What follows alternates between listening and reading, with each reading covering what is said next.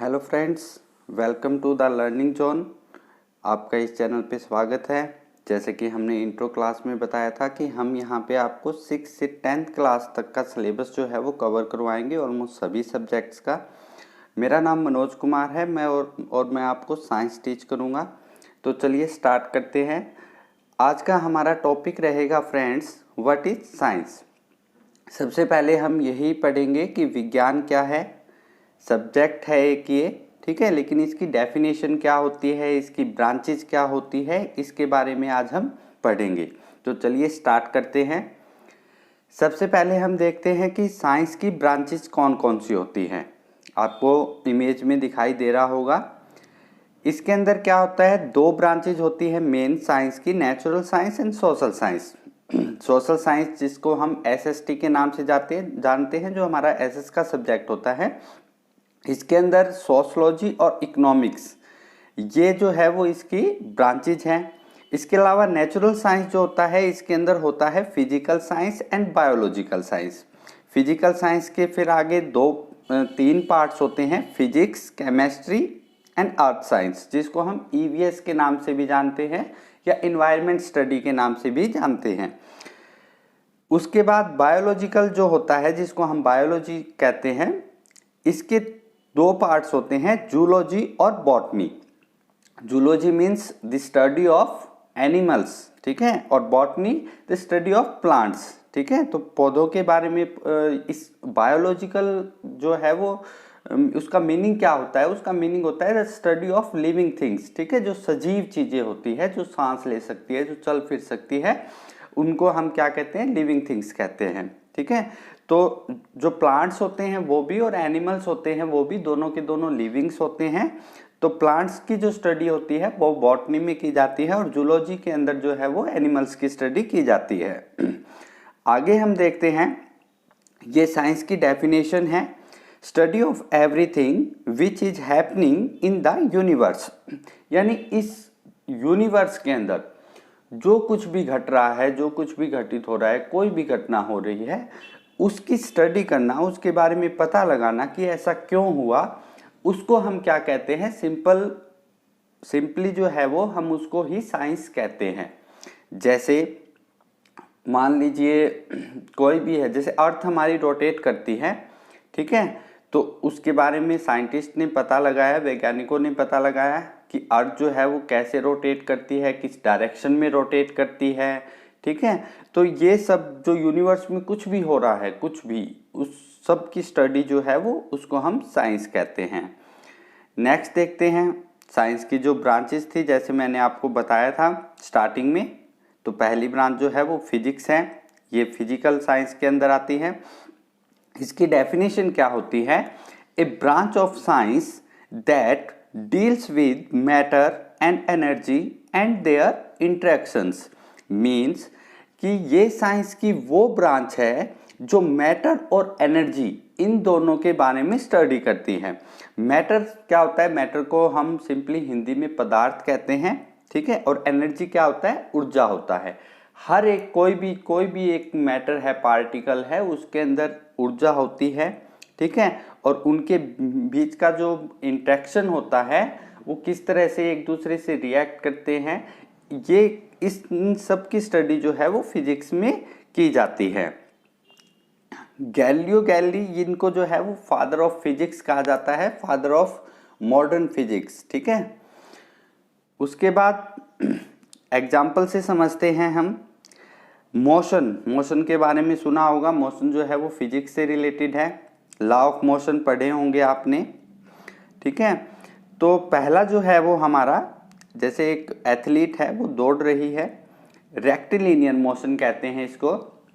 Rectilinear motion का मतलब होता है एक स्ट्रेट लाइन में, बिल्कुल जो है वो स्ट्रेट लाइन में कोई मोशन हो, उसको हम रेक्टिलिनियर मोशन कहेंगे। जैसे एक स्ट्रेट पाथ पे कोई गाड़ी चल रही है, ट्रेन चल रही है, कोई एथलीट जो है वो रनिंग कर रहा है, तो ये किस में आ जाता है, रेक्टिलिनियर मोशन में आ जाता है।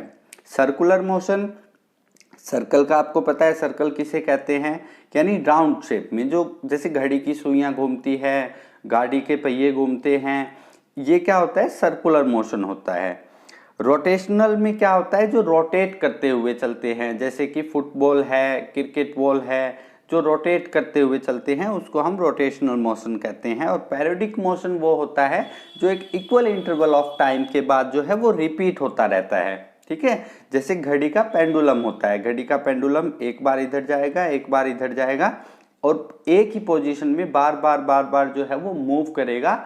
इसी तरह से सिलाई मशीन की जो सुई होती है, नीडल होती है, वो एक ही डायरेक्शन में मूव करती है ऊपर नीचे, तो उसको हम क्या कहते हैं, पैरियोडिक मोशन कहते हैं। ठीक है, एनर्जी के बारे में अगर हम बात करें तो इलेक्ट्रिसिटी जो है वो एक एनर्जी है, सोलर एनर्जी है, मैकेनिकल एनर्जी होती है, साउंड एनर्जी है, ऐसे बहुत सारे टाइप्स हैं एनर्जी के जो हम फिजिक्स के अंदर पढ़ते हैं। ठीक है, उसके बाद नेक्स्ट देखते हैं, नेक्स्ट जो ब्रांच है हमारी वो है केमिस्ट्री। केमिस्ट्री की डेफिनेशन क्या होती है, branch of science that deals with property, composition and structure of elements and compounds. अब कंपाउंड्स और एलिमेंट्स क्या होते हैं, पहले ये देख लेते हैं। एलिमेंट्स क्या होता है, जैसे ऑक्सीजन है, हाइड्रोजन है, नाइट्रोजन है, या कोई भी मेटल है जैसे सोडियम है, मैग्नीशियम है, गोल्ड है, सिल्वर है, ये क्या है, एलिमेंट्स है। ठीक है, कंपाउंड्स क्या होता है, जो दो या दो से ज्यादा एलिमेंट्स के संयोजन से बनता है, यानी उनकी कंपोजिशन से बनता है।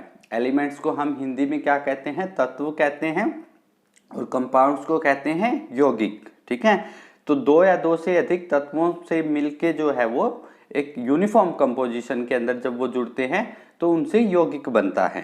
ठीक है, इसको भी एक एग्जाम्पल के तौर पे देख लेते हैं। उससे पहले एंटोइन लेवोइसियर, इनको कहा जाता है फादर ऑफ केमिस्ट्री। ओके, ये भी आपको याद रखना है कि फादर ऑफ केमिस्ट्री किसे कहा जाता है, एंटोइन लेवोइसियर को। उसके बाद एग्जाम्पल से समझते हैं, जो भी हमने अभी केमिस्ट्री की डेफिनेशन पढ़ी उसमें जैसे अब ये जो आपको स्क्रीन पे दिखाई दे रहा है ये वाटर मॉलिक्यूल है, यानी जल का सूत्र है ये। ठीक है, क्या फॉर्मूला होता है, H2O। इसके अंदर हम देख सकते हैं कि दो हाइड्रोजन हैं, एक जो है वो ऑक्सीजन है, और ये एक इस तरह के रेशो में ये जुड़े हुए होते हैं, इस तरह की कंपोजिशन में होते हैं ये, कि ये वाटर मॉलिक्यूल्स बनाते हैं। आपको पता है कि हाइड्रोजन जो है वो एक गैस है और ऑक्सीजन जो है वो भी एक गैस है। ठीक है, लेकिन जब ये एक यूनिफॉर्म कंपोजिशन में जुड़ते हैं तो ये इनकी स्टेट भी जो है वो चेंज हो जाती है, यानी दो गैसेज एक यूनिफॉर्म कंपोजिशन में जुड़ के लिक्विड स्टेट बना देती है। पानी जो है वो सबको पता है लिक्विड स्टेट में होता है। ठीक है, तो ये जो है केमिस्ट्री के अंदर हम इन्हीं सब चीज़ों के बारे में पढ़ते हैं, स्टडी करते हैं इन्हीं सब चीज़ों की, कि एलिमेंट्स और कंपाउंड्स जो हैं वो किस तरह से बनते हैं, किस तरह के उनके अंदर रेशो होता है, किस तरह के उनके अंदर एटम्स होते हैं, इन सब चीज़ों के बारे में हम स्टडी करते हैं। नेक्स्ट जो ब्रांच है हमारी वो है biology, the study of living beings. ठीक है, बायोलॉजी को सिंपली मैंने पहले भी बताया था कि बायोलॉजी क्या होता है, स्टडी ऑफ लिविंग बींग्स, जो भी सजीव चीज़ें होती है उनके बारे में पढ़ना, वो क्या कहलाता है, बायोलॉजी कहलाता है। इसके अंदर हम सभी चीज़ों के बारे में पढ़ते हैं, वो कैसे रिप्रोड्यूस करती है, कैसे रेस्पायर करती है, उनके अंदर कैसे मूवमेंट्स होती है, सेल्स कैसे वर्क करती है, बॉडी के पार्ट्स होते हैं वो कैसे वर्क करते हैं, ये सब बायोलॉजी के अंदर आ जाता है। इसके दो जो है वो पार्ट्स होते हैं, जूलॉजी और बॉटनी। जूलॉजी में हम एनिमल्स के बारे में स्टडी करते हैं और बॉटनी में हम प्लांट्स के बारे में स्टडी करते हैं। इसको भी एक एग्जाम्पल के तौर पे समझते हैं हम। ये जो आपको स्क्रीन पे इमेज दिखाई दे रही है ये इमेज है सेल की। ठीक है, ये एनिमल सेल है, इसी तरह से प्लांट्स में भी सेल्स होती हैं। इसके अंदर बहुत सारे सेल ऑर्गेनल्स होते हैं, जैसे न्यूक्लियस है, राइबोसोम्स है, क्रोमोसोम्स हैं, आरएनए, डीएनए, ये सब कुछ जो है वो इसके अंदर होता है। उसके बाद इन सब की स्टडी, सेल जो होती है वो एक फंक्शनल यूनिट होती है, स्मॉलेस्ट फंक्शनल यूनिट होती है बॉडी की, यानी हमारे शरीर की या किसी भी सजीव के शरीर की सबसे छोटी कार्यात्मक इकाई जो होती है उसको हम सेल कहते हैं। सेल को हिंदी में हम कहते हैं कोशिका। ठीक है, इन सब के बारे में स्टडी करना, ये भी किसके अंदर आता है, बायोलॉजी के अंदर आता है। नेक्स्ट जो इमेज आपको दिखाई दे रही है ये इमेज है वायरस की। ठीक है, जैसे अभी जो है वो कोरोना का टाइम चल रहा है, कोविड जो है वो एक वायरस है, ठीक है।